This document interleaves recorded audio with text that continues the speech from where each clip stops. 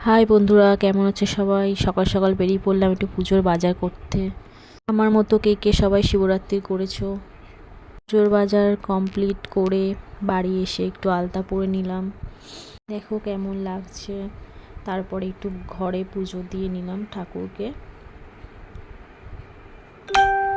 আমাদের ঘরের ঠাকুর একটু পুজো দিয়ে দিলাম। ঘরের ঠাকুরকে দেওয়ার পর সন্ধেবেলা একটু বেরিয়ে যাব।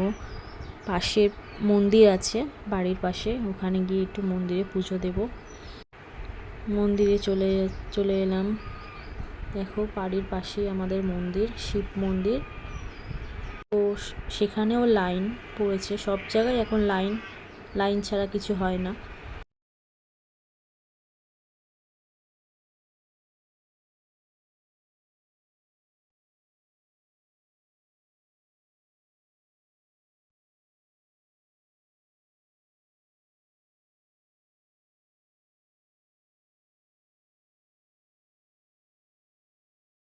পুজো শেষ করে বাড়ি চলে এলাম। সাবু মাখা ছিল, একটু খেয়ে নিলাম। Tata, bye bye.